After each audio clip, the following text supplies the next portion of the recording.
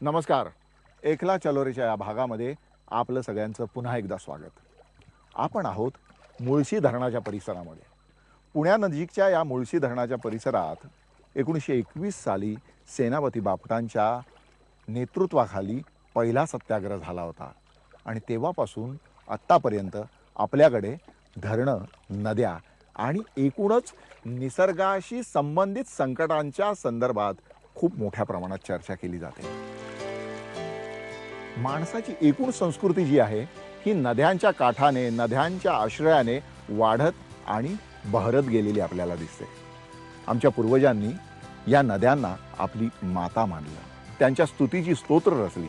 हे नदी तमे, हे देवी तमे, हे अंबे तमे सरस्वती, अशा प्रकारचं गाण त्या नद्यांच्या काठावर होत होतं. पण आता जर नद्यांची परिस्थिती तुम्ही काय असं विचारलं तर लक्षात येतं, मुंबई महानगरामधली मिठी नदी मैकावतीच्या तीरावर जिथे अनेक शतकं मानवी संस्कृती बहरली, आज तिचा नाला झालेला आहे. नागपूरच्या नाग नदीची महागटार झालेली दिसते. तर ही सगळी जी परिस्थिती आहे, आमच्या या नद्यांचा जो समृद्ध वारसा होता तो वारसा जपण्यासाठी आपण काहीच करताना दिसत नाही आहोत. या सगळ्या पार्श्वभूमीवर एक पाणीदार स्त्री या नैसर्गिक आपत्ती संदर्भात काम करताना दिसते, त्या विरोधात लढताना दिसते. मी आजच्या एकला चलोरेमध्ये परिणिता दांडेकर यांचा एकटीने केलेला हा संघर्ष, हा प्रवास तुमच्यासमोर मांडणार आहे. आपल्यासोबत आहेत परिणिता दांडेकर. नमस्कार, तुमचं या एकला चलोरेमध्ये स्वागत. नमस्कार महेश. नमस्कार. इथे स्वातंत्र्यपूर्व काळामध्ये पहिल्यांदा खऱ्या अर्थाने नदी वाचवण्याचा किंवा आपलं अस्तित्व माणसाने नदीच्या तीरावरचा जपण्याचा संघर्ष झाला होता सेनापती बापटांच्या माध्यमातून. तेव्हापासून आत्तापर्यंत हा जो निसर्गाशी खेळण्याचा आपला जो प्रकार आहे तो काही थांबलेला दिसत नाही आणि त्या विरोधात तुमच्यासारखे तरुण विचार करणारे लोक लढतात. तुम्हाला आता इथे बसल्यानंतर काय वाटलं पहिल्यांदा मला सांगा. बालकवींनी म्हटलं आहे, ऐल तटावर पहिलं तटावर हिरवा इलेवन, निळा सावळा झरा वाहतो बेटा बेटातून.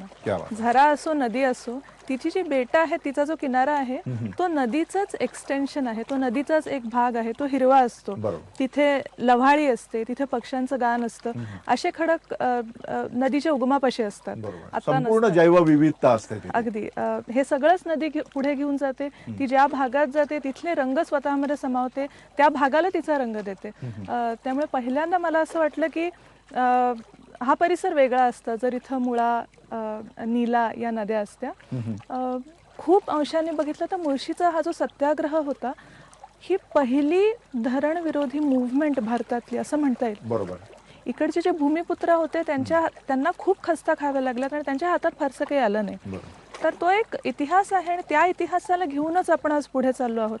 आपण मागे वळून बघितलं, आत्ता जवळपास 100 वर्ष या घटनेला होत आली, तर आत्ताचा भूमिपुत्रांचा आणि आत्ताचा नद्यांचा लढा आणि अंदाजे 100 वर्षापूर्वीचा लढा हा फारसा काही वेगळा होता असं जाणवत नाही. महात्मा गांधींनी एका ठिकाणी म्हटलं होतं की ही पृथ्वी तुमच्या ज्या गरजा आहेत त्या गरजा पूर्ण करू शकते, पण तुमची हाव पूर्ण करू शकत नाही. अगदी.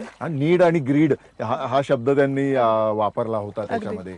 तर आताची जी परिस्थिती आहे, आम्ही नद्यांच्या परिसरातील रेती सगळी काढून घेतलेली आहे आणि त्याच्या लगतचा जो सगळा भूभाग होता त्याची माती नद्यांमध्ये वाहून जाते. आज भारतामध्ये दर वर्षाला 50 लाख कोटी टनावरून हून जास्त माती नदी आणि सागरामध्ये वाहून जाते. 1 इंच मातीचा थर व्हायला त्या मातीच्या जातीनुसार 100 ते 400 वर्ष जातात आणि आम्ही तर आमची सगळी माती नदी आणि याच्या पात्रामध्ये वाहून जाते. म्हणजे तुम्ही आता हे जे बोललात हे फार महत्त्वपूर्ण आहे. आत्ता या घडीला आपलं सरकार जे निर्णय घेत आहे त्या अनुषंगाने तुम्ही जे म्हणालात की आपण नदीच्या बाजूनी नदीची रेती घेऊन जातोय. आपल्याकडे महाराष्ट्रात रिव्हर रेग्युलेशन झोन नावाची पॉलिसी होती, 2000 मध्ये ती पारित झाली होती. हे बघा, आपण जाणतो की पोल्युशन कंट्रोल, प्रदूषण नियंत्रण मंडळ ही भारतभरातली एक शोकांतिका आहे. अजून एकही नदी अशी नाही भारतातली जी प्रदूषण नियंत्रण मंडळामुळे साफ झाली. महाराष्ट्रातही ती स्थिती आहे, एकही नदी साफ प्रदूषण नियंत्रण मंडळ करू शकलेलं नाही. असं असताना नदीची जैवविविधता किंवा नदीची परिसंस्था वाचवणं हे थोडंसं आपल्या हातात आहे. बरोबर. आपण केलेलं प्रदूषणावर आपण नियंत्रण करू शकत नाहीये, ही आपली व्यवस्था आपल्याला दाखवते. असं असताना महाराष्ट्रामध्ये असणारा रिव्हर रेग्युलेशन झोन हा जो ही जी पॉलिसी होती ती आपल्या सरकारने 3 फेब्रुवारीला गेल्या महिन्यातच एका सहीने काढून टाकली. त्यामुळे आता तुम्ही अतिशय प्रदूषणकारी कारखाना देखील थेट नदीला बिलगून तिच्या तीरावर बांधू शकाल. त्याच्यासाठी जी स्पष्टीकरणं दिली गेली सरकारकडून ती कुणालाही पटण्यासारखी नाहीत, ना कायद्याच्या भाषेत ना मूल्यांच्या भाषेत. याने असंच दिसतं की आपल्या सरकारला वाहत्या नदीची आणि एका स्वस्थ नदीची किंमत ही जवळपास शून्य आहे. आपल्याकडे जोपर्यंत परिस्थिती चिघळत नाही तोपर्यंत तिच्याकडे लक्ष द्यायचं नाही, असंच एक साधारणतः झालेलं आहे की आता सध्या गंगा आता 25%हून अधिक गंगा डेड झालेली आहे, मृतावस्थेकडे गेलेली आहे. आता ती साफ करणार आहेत सगळी प्रदूषित झाल्यानंतर. तीच गोष्ट मला असं वाटतं आपलं मायबाप सरकारला महाराष्ट्रातल्या सगळ्या नद्या बऱ्याच अंशी त्या रेती माफियांनी खाऊन टाकलेल्या आहेत. उरलेल्या याच्यामध्ये केमिकल झोनमधल्या कारखान्यांनी प्रदूषित पाणी टाकलेलं आहे. तुम्ही म्हणता ते खूप अंशी खरं आहे, पण तुम्ही जे म्हणालात गोष्ट चिघळण्यापर्यंत, खूप महत्त्वाचं होतं हे वाक्य. गोष्ट चिघळली होती महाराष्ट्रामध्ये. धरण घोटाळा झाला होता. 2012-13चा दुष्काळ होता, ज्याला काही लोकांनी म्हटलं की हा 72च्या दुष्काळाशी तुलना करेल एवढा भीषण दुष्काळ होता. काही अंशाने होता, काही अंशाने नव्हता. पर्जन्यमानाच्या दृष्टीने तुम्ही बघितलं तर तसं नव्हतं. यावर्षी परभणीला 2012च काय 72 एवढा कमी पाऊस झालेला आहे. तर त्यामुळे तशी स्थिती तेव्हा नव्हती. तेव्हा धरण घोटाळा बाहेर आला, ज्याच्यात आपल्याला असं दिसलं की जे सगळ्यांना दिसत होतं, जे उघडं सत्य होतं आपल्या डोळ्यासमोर, की दशकानुदशकं हजारो कोटी रुपये घालूनही शेतकऱ्यांच्या शेतामध्ये सिंचन येत नाही. पण आपल्याला माहीत असेल की महाराष्ट्रामध्ये देशातील सगळ्यात जास्त मोठे बांध आहेत, मोठी धरणं आहेत. 1845 धरणं आहेत महाराष्ट्रामध्ये. दुसऱ्या नंबरचं राज्य देशातलं आहे मध्य प्रदेश, त्याच्यातच 909, म्हणजे आपल्या एवढी तफावत आहे. एवढी धरणं आहेत आणि आपल्याला असं कळलं की गेल्या दशकभरामध्ये जवळपास 75,000 कोटी रुपये घालूनही शेतकऱ्याच्या सिंचित क्षेत्रामधली वाढ ही जवळजवळ शून्य होती.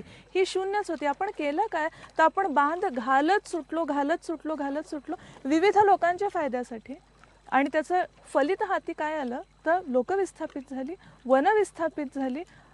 पब्लिक रिसोर्सेस, लोकांच्या खिशातल्या पैशांचा अतिशय मोठ्या प्रमाणात अपव्यय झाला. यांनी घोषणा केली पाणी अडवा पाणी जिरवा, पण प्रत्यक्षाने यांनी पैसा अडवा आणि पैसा जिरवाच केलेला दिसत. अगदी मध्ये बऱ्यापैकी गोष्टी झाल्या. उपमुख्यमंत्री आपलं मंत्रिपद सोडलं, ते परत रिइन्स्टेट झाले.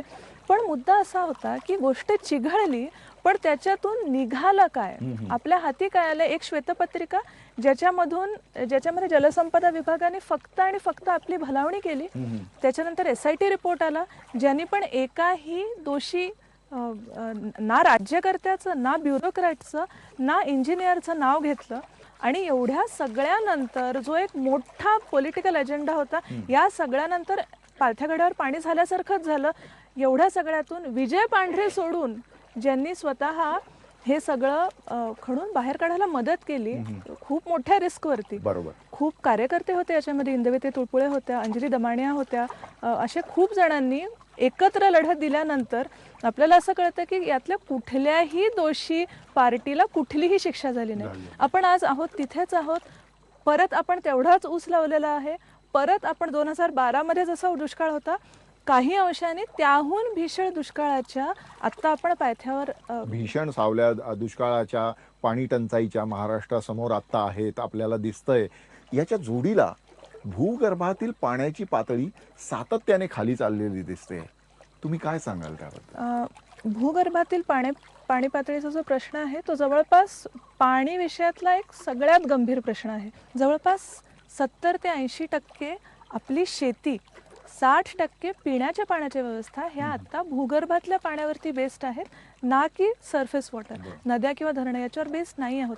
आपली पाण्याची जीवनरेखा ही जमिनीच्या खाली आहे. जळगाव मधला माहीत आहे, जिथं 2 ते 3 मीटर पाणी पातळी खाली गेली आहे. मराठवाड्यात एक अतिशय चिंताजनक गोष्ट घडली आहे की अंदाजे 250 गावांमधली पाणी पातळी ही तिथलं पाणी उपसा हा 100% झालाय. तिथलं भूगर्भातलं पाणी संपलंय पूर्ण. की ही सगळीच गावं जिथं खूप घनदाट ऊसाची शेती आहे आणि खूप मोठ्या गब्बर ऊसाच्या फॅक्टऱ्या आहेत यांच्या लगत यांना बिलगूनच बसलेली आहेत. हा एक खूप मोठा प्रॉब्लेम आहे आणि आपल्याकडे याला भूगर्भातल्या पाण्याचं नियमन करण्यासाठी कुठल्याही प्रकारचा कायदा आत्ता अंमलबजावणीत नाही. तसं आपल्या महाराष्ट्रातल्या जल कायद्यांबद्दल च्या गोष्टी खूपच सुरस आहेत. प्रदीप पुरंदरेंसारखे एक्सपर्ट याच्यावर खूप काम करतात. महाराष्ट्र इरिगेशन ॲक्ट जो 1976 मध्ये आला त्याचे रूल्स 37 वर्ष झाली तरी अजून बनलेले नाही आहेत. म्हणजे एखादा शेतकरी कमांडमधला असं म्हणू शकत नाही की मला पाणी हक्काचं होतं पण मला पाणी या धरणाने दिलं नाही, कारण त्या कायद्याचे रूल्सच आपण अजून बनवले नाही आहेत. जल जंगल जमीन हा जो नारा आहे हा हे सांगतो की पर्यावरण ही आपल्याकडे श्रीमंतांच्या मौजेची गोष्ट नाही आहे. ती गरिबांच्या काय श्रीमंतांच्या काय ती प्रत्येक मनुष्याच्या अस्तित्वाची लढाई आहे. म्हणूनच आत्ताची जी आपल्या धरणांच्या संदर्भातची जी पॉलिसी आहे या पॉलिसीमध्ये ना पाण्याला महत्त्व दिलं आहे ना माणसाला महत्त्व दिलेलं आहे. म्हणजे धरणं बांधायची काहीतरी मोठ्या महानगरांच्या तहान भागवण्याचा विचार करून आणि जे स्थानिक लोक आहेत त्यांच्याकडे लक्ष द्यायचं नाही.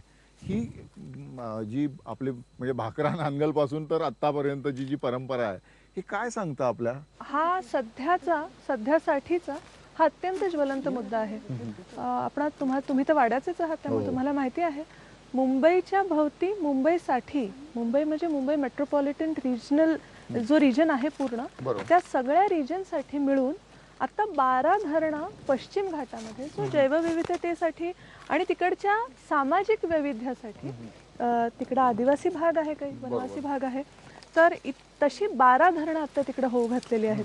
या 12 धरणांना जर आपण एकत्र बघितलं तर मिळून ती 22,000 हेक्टर क्षेत्र बुडवणार आहेत, ज्याच्यातलं 6,000 हेक्टरपेक्षा जास्त हे वनक्षेत्र आहे. मुंबईची फुफ्फुसं आहेत हा भाग. अक्षरशः मुंबईला म्हणजे जो कॅचमेंट एरिया आहे त्या धरण परिसराचा तो सगळा त्या परिसरामध्येच आहे. अगदी त्याच्यात तानसा अभयारण्याचं 750 हेक्टर क्षेत्र जात आहे आणि हे सगळं करताना आपण अंदाजे 1 लाख ट्रायबल्स ना आदिवासींना त्यांच्या घरांपासून त्यांच्या जमिनींपासून त्यांच्या जीवन व्यवस्थेपासून वंचित करणार आहोत. मुंबई जेव्हा अशा पद्धतीने पाणी मागतीये एवढ्या धरणांकडून तेव्हा मुंबई आपल्या पाण्यासाठी स्वतः काय करते? आणि इथं मुंबईला एकटं पाडण्याचा अजिबात माझा हेतू नाही. मी पुण्याची आहे, मी नाशिकची आहे मूळची. नाशिक आपल्या पाण्यासाठी काय करते? नाशिक नवं किकवी धरण बांधते. पुण्यासाठी राज्यकर्ते म्हणतात आम्हाला नवं धरण पाहिजे, नागपूरसाठी म्हणतात आम्हाला नवं धरण पाहिजे, मुंबई तर म्हणते मला 12 धरणं पाहिजेत. माझं काही एकाने भागणार नाही. आम्ही ना रेन वॉटर हार्वेस्टिंग करतो ना आम्ही आमचं मैला पाणी शुद्ध करतो. बेंगलोरमध्ये तर कंपल्सरी केलेलं आहे की नवीन तुम्हाला इमारत बांधायची असेल तर रेन वॉटर हार्वेस्टिंग शिवाय पर्याय नाही तुम्हाला. चेन्नईमध्ये आहे. मुंबईमध्ये म्हणतात की नाही रेन वॉटर हार्वेस्टिंग शक्य नाही. चेन्नई मुंबईच्या तुलनेचं शहर आहे, भौगोलिक परिस्थिती सारखी आहे.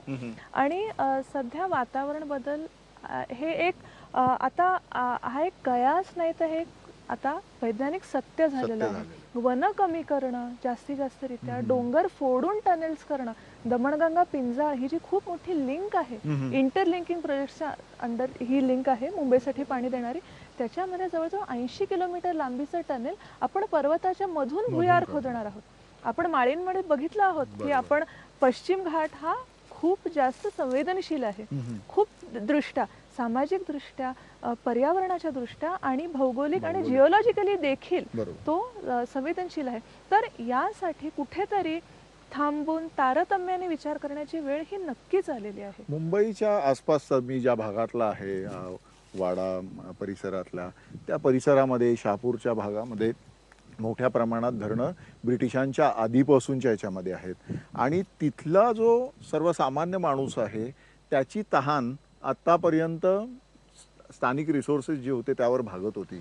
परंतु आता तिथे सुद्धा लोकसंख्या वाढायला लागलेली आहे. सेकंड होम म्हणून मुंबईतलेच लोक त्या परिसरात फार्म हाऊसेस आणि बंगलोज आणि काय काय करायला लागलेले आहेत. तर या सगळ्या पार्श्वभूमीवर आता तिथल्या स्थानिक लोकांची पाण्याची मागणी सतत वाढत चालली आहे. आणि ते म्हणतात की धरण आमच्या उशाला आणि कोरड आमच्या घशाला पडले इकडे. तर हा संघर्ष होणारच ना, निश्चित हा संघर्ष होणार आणि होतो आहे. हा संघर्ष काहीच नेहमी शांततामय नसू शकणार आहे.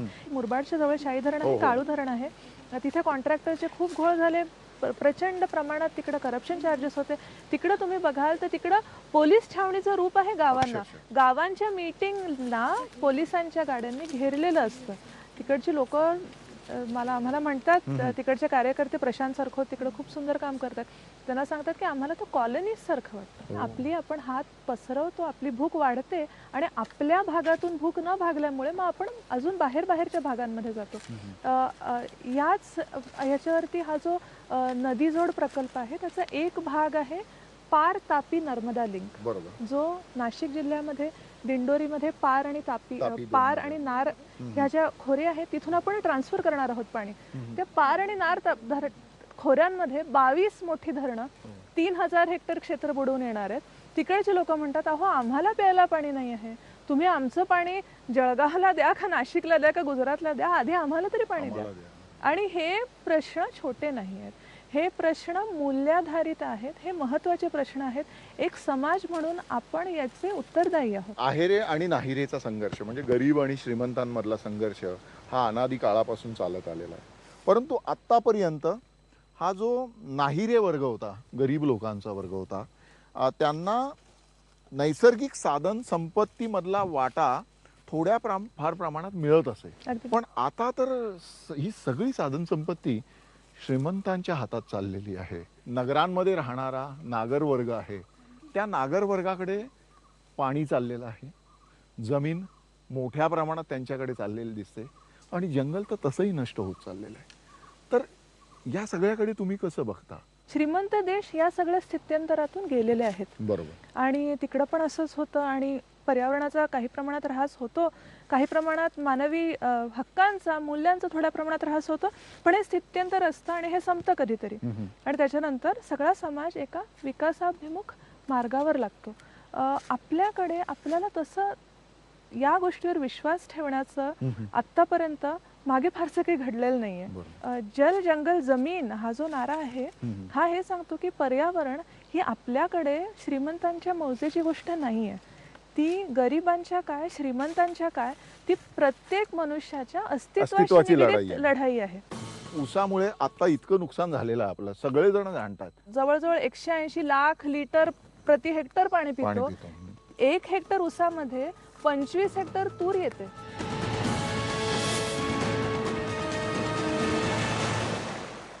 ग्लोबल वॉर्मिंग हा सध्या कळीचा मुद्दा आहे. ग्लोबल वॉर्मिंगच्या अनेक वॉर्निंग्ज आपल्याला मिळालेल्या आहेत. तरी पण त्या सगळ्या विरोधात विचार करण्यासाठी, त्या सगळ्यावर मात करण्यासाठी जी पावलं उचलली पाहिजेत शासन व्यवस्थेकडून किंवा भारतातील सर्वसामान्य माणसांकडून उचलली जाताना दिसत नाहीत.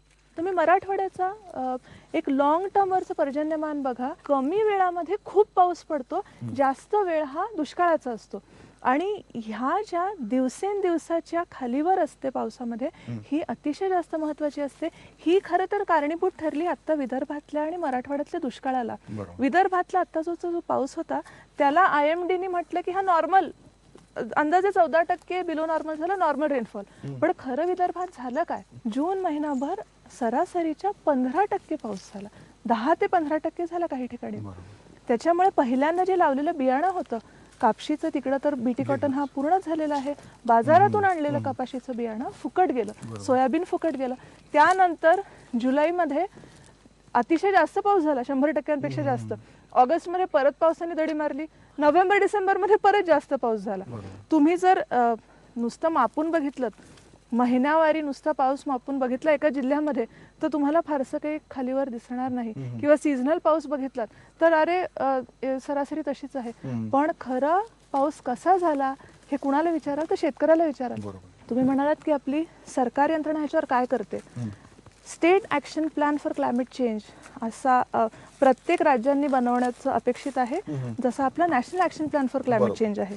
2008 मध्ये नॅशनल ॲक्शन प्लॅन बनला आणि स्टेट्सने आपापला प्लॅन त्यानंतर 2 ते 3 वर्षामध्ये द्यायचा होता. महाराष्ट्राचा state action plan for climate change आज तागायत पूर्ण नाही आहे.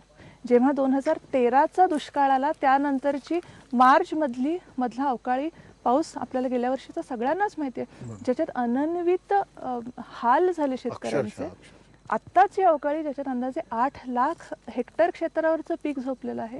ह्या आपल्याला पाऊलखुणा क्लायमेट चेंजच्या एक्स्ट्रीम वेदर इव्हेंट्स याला म्हणतात, त्याचे आपल्याला दिसत आहेत. आणि त्याच्यावर आपला रिस्पॉन्स असा आहे की आमचा साधा state action plan for climate change पण तयार नाही आहे. आमची जी काउन्सिल आहे क्लायमेट चेंज काउन्सिल स्टेटची, त्याची आत्तापर्यंत गेल्या इतक्या वर्षामध्ये 2008 पासून एक मीटिंग झालेली आहे. आपल्याकडे असा ट्रेंड आहे, ऊस लावावा तर सगळेच जण ऊस लावतात. सोयाबीनचं नवीन फॅड आलं तर सगळेजण सोयाबीन लावतात. आणि पीक बदल पद्धतीतला जो एक शासकीय किंवा त्या क्षेत्रातल्या विचार करणाऱ्या लोकांचा अप्रोच तो समाजापुढे जातच नाही. का खरं बोलत नाहीत लोक? म्हणजे ऊसामुळे आता इतकं नुकसान झालेलं आहे आपलं, सगळेजण जाणतात. का जाणवत नाही लोकांना ते?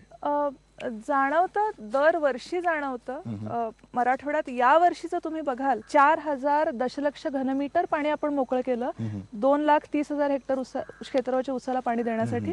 आता आपण जो खूप पाणी पितो, म्हणजे जो खूप पाणी पितो, जो जवळजवळ 180 लाख लिटर प्रति हेक्टर पाणी पितो, 1 हेक्टर ऊसामध्ये 25 हेक्टर तूर येते. जर आत्ता आपल्या 1 लाख आणि मग आम्ही त्याच्यावर खूप साधं कॅल्क्युलेशन केलं की याच्यातलं 50% जर पाणी ऊसाला आपण ड्रिपने दिलं किंवा 50% हेक्टरवर 50% क्षेत्रावरचा ऊस कमी केला तर किती शेतकऱ्यांना फायदा होईल? तर ह्या 50% क्षेत्रावरती आत्ता 1.1 लाख ऊस धारक शेतकरी आहेत. याचं पाणी जर आपण तुरीला दिलं, सिंचनाने तुरीच्या उत्पादनात जवळजवळ दुपटीने वाढ होते. तर अंदाजे 21 लाख अधिक शेतकऱ्यांना आपण याचा फायदा देऊ शकू. त्याच्यामध्ये नंतर साखर क्रशिंगचा आणि कारखान्यांचा खर्च तर वेगळा, तो पुढचाच आहे. म्हणजे ही साखरेची जी इकॉनॉमी आहे ती मला वाटतं की ही शेतकऱ्यांशी आधारित नाहीये, ही कारखान्यांशी आधारित आहे. एखाद्या शेतकऱ्याला त्याच्या ज्वारीला, त्याच्या तुरीला जर हमीभाव मिळत नसेल, जर कवडीमोल किंमत द्यायला लागत असेल आणि जर त्याला पाणी उपलब्ध असेल तर तो ऊसच लावणार, कारण आपल्याकडे व्यवस्थाच नाही दुसरी. आणि आत्ताचे जे सरकार आहे त्यांनी काय सांगितलं होतं की आम्ही जेव्हा, त्यांनी हे वायदा केला होता की आम्ही जेव्हा राज्य करू तेव्हा आम्ही प्रॉमिस करतो की शेतकऱ्यांना त्यांच्या उत्पादनाच्या 50% प्रॉफिट देऊ. त्यांच्या मॅनिफेस्टोमध्ये आहे. काय झालं? असं कधी झालेलं नाही. सोयाबीनचा हमी भाव कमी झाला आणि ऊसाचा हमी भाव तोच राहिला, बाजारभाव त्याहून गडगडला. मग विदर्भातला शेतकरी आत्महत्या का करणार नाही? आणि ह्याची कारण आपल्याला नेहमी का वेगळी शोधायला लागतात? अक्षरशः मी बाबांना विचारलं तिचं सैतानी का नाव ठेवले असावं, तर ते म्हणाले की तिला जेव्हा पूर येतो तेव्हा ती कसलाच विचार करत नाही आणि ती लोकांना त्रास देते, सैतानासारखी वागते, म्हणून तिचं नाव सैतानी ठेवलेलं. बिहारमध्ये म्हणतात ना कोसी, म्हणजे तिला कोसलंय इतकं ती लोकांची ती हे झालेली आहे. तसे महाराष्ट्रात अजून आहे वाघाडी आहे, जी वाघासारखी मिठी मारते, अशी येते रात्रीमध्ये, सकाळी पुरात वाहून नेते. पोटफोडी आहे, डोईफोडी आहे, गडगडी आहे.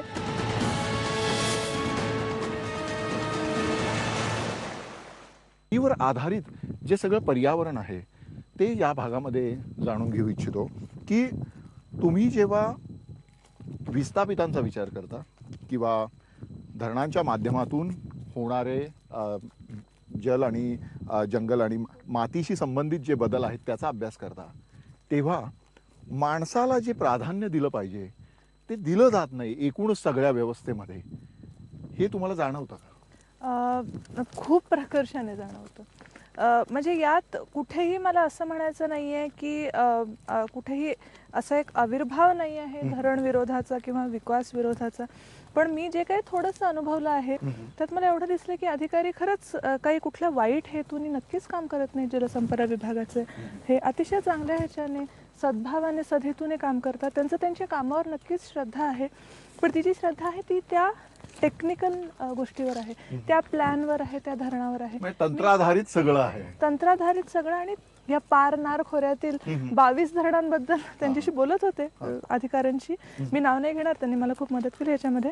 तेव्हा ते मला धरणांबद्दल सांगत होते, भरभरून बोलत होते, पण कुठेही याच्यामुळे विस्थापित होणाऱ्या माणसांचा, जे तिकडचे आदिवासी आहेत, किंवा याच्यामुळे कदाचित ज्यांना फायदा होईल त्या माणसांचा, असा विचार फारसा मला आढळला नाही. दुय्यम स्थान दिलं जातं कुठेतरी मनामध्ये. त्या धरणामुळे होणारं सिंचन हे एक आयडियल असतं आणि मग त्या तुलनेने विस्थापित होणारे किंवा धरणग्रस्त लोक ही एक छोटासा इनकन्व्हिनियन्स ठरतो. आणि विशिष्ट वर्गाच्या हितसंबंधाच्या संदर्भात विचार केला जातो. शास्त्राचा हव्यास हवा परी मानव्याचा ध्यास हवा. बरोबर. बोरकरांनी बोरकरांची कविता आहे. बोरकरांनी म्हणून ठेवलं आहे. आता तुम्ही बघा, गेल्या वर्षी देखील बजेटमध्ये रिव्हरफ्रंट डेव्हलपमेंट या गोष्टीला खूप बजेट अलोकेशन होतं.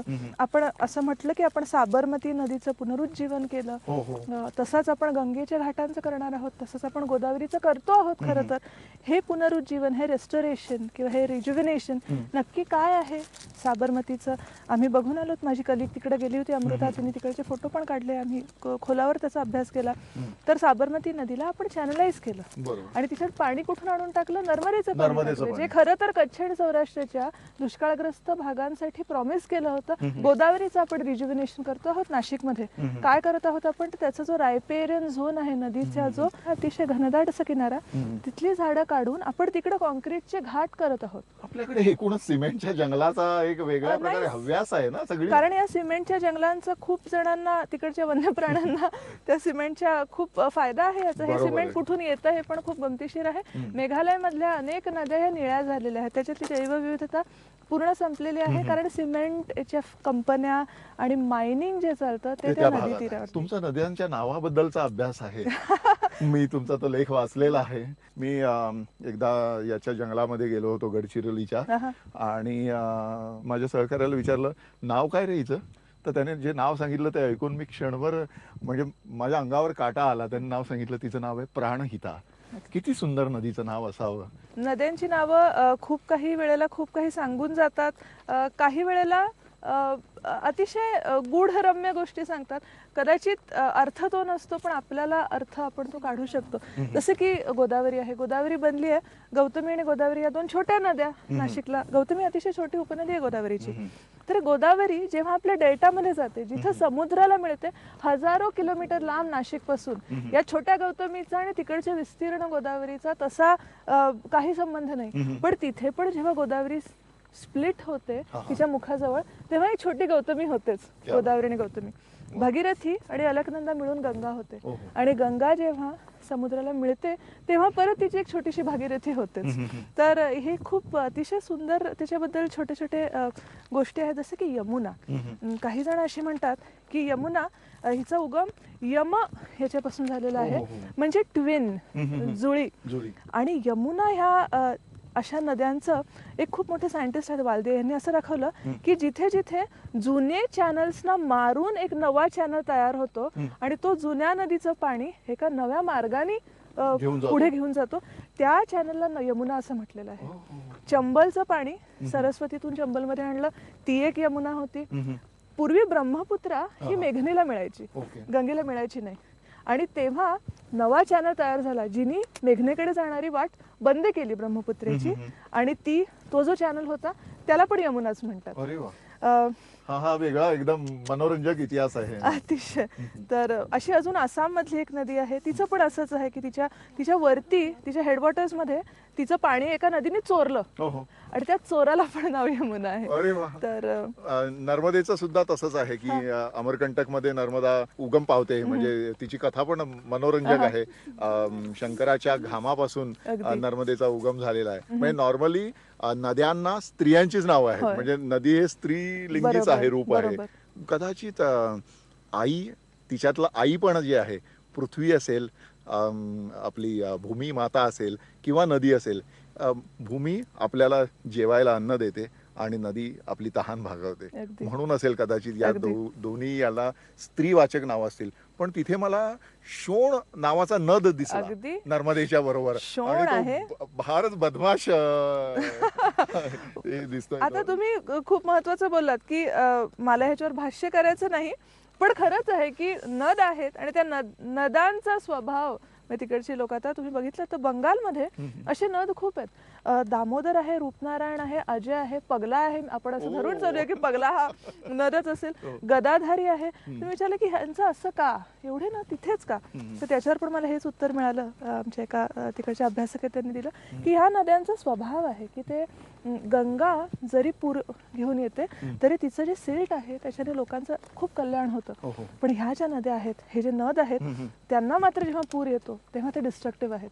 त्यामुळे स्वभावानुरूप त्यांना माझ्या गावाजवळ म्हणजे माझ्या वडिलांनी मला सांगितलेलं आहे, गणेशपुरी आणि वज्रेश्वरी त्या भागामध्ये तिथे एक नदी आहे, तिचं नावच मुळी सैतानी आहे. अरे बाप. तर मी बाबांना विचारलं तिचं सैतानी का नाव ठेवले असावं, तर ते म्हणाले की तिला जेव्हा पूर येतो तेव्हा ती कसलाच विचार करत नाही आणि ती लोकांना त्रास देते, सैतानासारखी वागते, म्हणून तिचं नाव सैतानी ठेवलेलं. अगदी बिहारमध्ये म्हणतात ना कोसी, म्हणजे जिला कोसलंय इतकं ती लोकांची ती हे झालेली आहे. तसे महाराष्ट्रात अजून आहे वाघाडी आहे, जी वाघासारखी मिठी मारते, अशी येते रात्रीमध्ये, सकाळी पुरात वाहून नेते. पोटफोडी आहे, डोईफोडी आहे, गडगडी आहे, अशी नावं नक्कीच आहेत नद्यांची. पण तुम्ही बघितलं असेल खूप नद्यांना गंगा म्हणतात, त्यांच्या नावानंतर गंगा लावतात. किंवा मी नाशिकच्या तीराची आणि आमच्याकडे गोदावरीला गंगाच म्हणतात. गोदावरी खूप कमी वेळा, दक्षिण वाहिनी गंगा आणि दक्षिण काशी अशी नाशिक. जितकी पवित्र तितकीच गलिच्छ. मला वाटतं आपण ज्या गोष्टीने जास्त पवित्र मानलं त्यांना आपण जास्त आपल्याकडे, मला असं वाटतं की ज्या गोष्टीला देवत्व दिलेलं आहे त्याची जास्तीत जास्त वाट लावायची, असा समाज मनामध्ये एक ध्यास असावा असं दिसतंय. जिथे गंगेच्या म्हणजे अतिशय बालक आहे गंगा उत्तराखंडमध्ये, त्या तिथे गंगेवरती अंदाजे 350 मोठे जलविद्युत बांध येत आहेत, ज्यांनी गंगेला जखडून टाकलेलं आहे. पण तिकडे रवी चोपडा म्हणतात की गंगा या नावाचा अर्थ माहिती तुम्हाला? गंगा म्हणजे गम गच्छती, ती जी वाहते, वाहणारी म्हणजे वाहणं हा नद्यांचा धर्म आहे असं म्हणतात. पण आता आपण बघत चाललेलो आहोत की हे जे वाहणं आहे हेच आपण नकार देत आहोत नदीला. तिला थांबवायचा प्रयत्न करतो, तिला आपण थांबवतो. आपल्याकडे असा कुठलाही कायदा नाही जो म्हणतो की नद्या. मी वाराणसीला गंगेच्या काठावर एक बोर्ड बघितला होता, मानो तो गंगा जल न मानो तो बहता पाणी. एकूणच स्वच्छतेचा खूप आता गाजावाजा सुरू आहे, पण प्रत्यक्षात गंगा तर 25% अधिक गंगा तर मृतावस्थेत झालेली आहे, त्यातली जैववैविध्यता संपलेली आहे. तर या सगळ्या याच्यामध्ये तिथल्या निसर्गावर जो परिणाम होतो, भारतातल्या एकूण लोकसंख्येपैकी जवळपास 20 ते 22% लोकसंख्या गंगेतल्या खोऱ्यावर जगते. 60 ते 70 कोटी लोक आहेत. तर त्यांचं काय होणार? अगदी आपण खूप गंगेला पैसे दिले.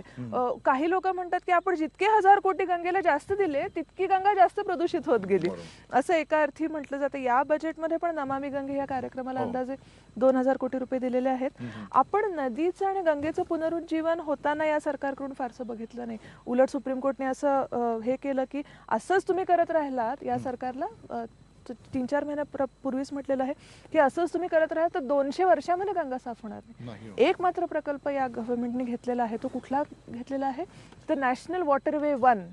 नदीला वॉटरवे, जलमार्ग करणं. हल्दियापासून, बंगालपासून ते अलाहाबाद पर्यंत 1600 किलोमीटरचा मार्ग जलवाहतुकीसाठी खुला करता. जो पूर्वी होता पूर्वी तुम्हाला सांगू, गंगेवरती बंगालमध्ये जे बोट घेऊन जाणारे होते त्यांचं एक वेगळी सामाजिक गुंफण होती, त्यांची गाणी होती. भाटियाली हे जे संगीत आहे, ज्याच्यावर एस डी बर्मननी खूप सुंदर गाणी नंतर बसवली, भाटियाली हे जे संगीत आहे ते गंगेमधल्या बोटीत बसलेल्या एका नावाड्याचं गाणं आहे. आणि अशी विविध गाणी, ओ माझी रे किंवा मेरे साजन है उस पार.